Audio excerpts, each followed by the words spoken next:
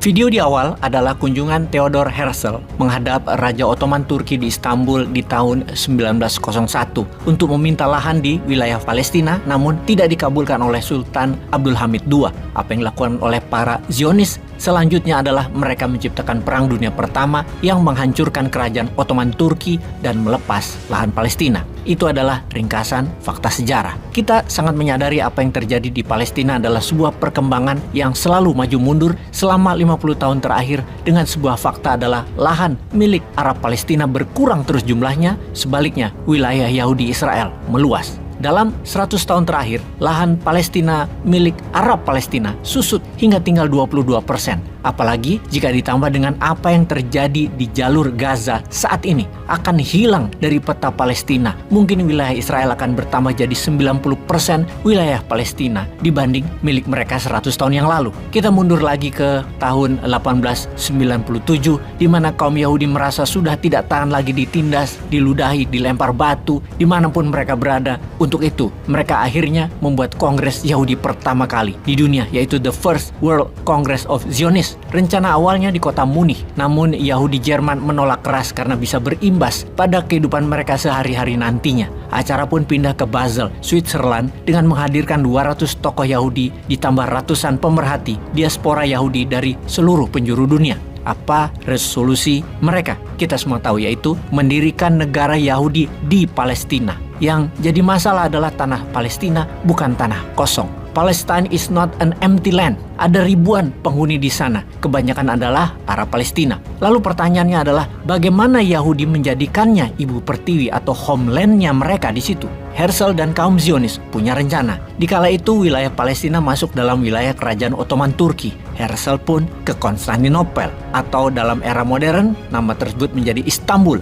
Mereka menghadap Sultan Abdul Hamid II. Apa rencana Zionis bertemu Sultan Ottoman? Mereka menjanjikan akan membayar hutang luar negeri kerajaan Ottoman Turki dan meminta izin untuk ditukar tanah di Palestina. Dengan kata lain, tukeran hutang dengan koloni Palestina yang ditolak Sultan penawaran tersebut. Solusi semacam Godfather lah yang ditawari oleh Herzl ke Sultan Abdul Hamid II. Sultan mengatakan tidak sesenti pun tanah Palestina dijual ke Yahudi. Kecewa dan marah Herzl dan delegasi Zionis itu, mereka pun melakukan plan B. Apa itu plan B-nya mereka? Secara individu, para orang kaya Yahudi mulai membeli lahan-lahan di wilayah Palestina sedikit demi sedikit. Dan mulailah migrasi kaum Yahudi pertama di tahun 1905 yang dilanjutkan dengan membangun lahan pertanian di wilayah yang mereka beli tersebut. Di sini Arab Palestina sudah merasakan bahwa kehadiran Yahudi bukan untuk tinggal bersama, tetapi untuk memerintah, untuk mengatur, atau menjadi the ruler, sang pengendali. Misalnya ketika pertanian dibangun, tidak ada orang Arab yang bekerja untuk para Jewish settler tersebut. Semua impor, semuanya pendatang dari diaspora Yahudi. Yahudi terus membangun pusat perdagangan, pusat perekonomian, dan wilayah permukiman di Tel Aviv di tahun 1909. Mereka tidak membangun gedung atau apapun mirip dengan budaya Arab yang saat itu hidup di sana. Mereka membangun dengan model Eropa.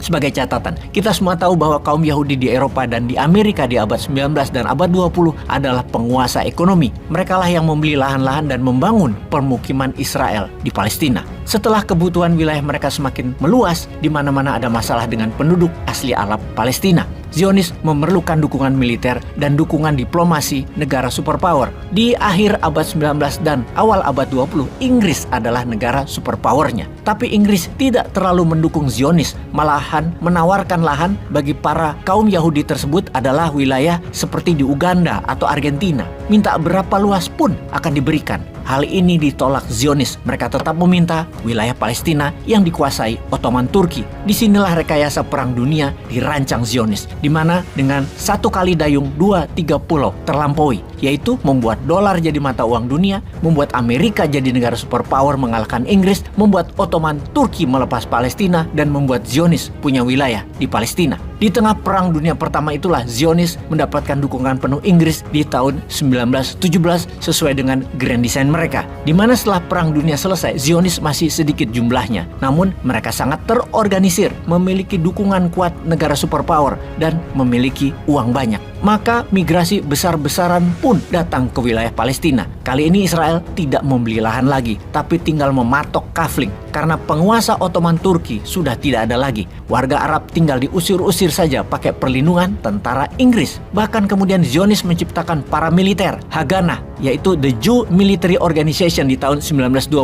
Mungkin kalau sekarang namanya Hamas kira-kira ya. Kemudian di tahun 1930-an migrasi besar-besaran ke Palestina terjadi lagi. Karena apa? Karena Nazi Jerman mulai berkuasa. Para kaum Yahudi ngabur ke Palestina. Di masa inilah pemberontakan kaum Arab Palestina memuncak. Serangan-serangan terjadi antara pemberontakan Arab dengan Haganah. Lalu Inggris turun tangan, membelah wilayah Palestina jadi dua, wilayah Arab dan wilayah yang telah diduduki Zionis sebagai wilayah Yahudi. Penduduk asli Arab Palestina menolak rencana itu. Masalah itu terus berlanjut, konflik Arab Yahudi hingga Perang Dunia Kedua terjadi, dan Inggris pun akhirnya kesel, capek, mereka kecapean, mereka nggak punya duit, udah nggak ada tenaga.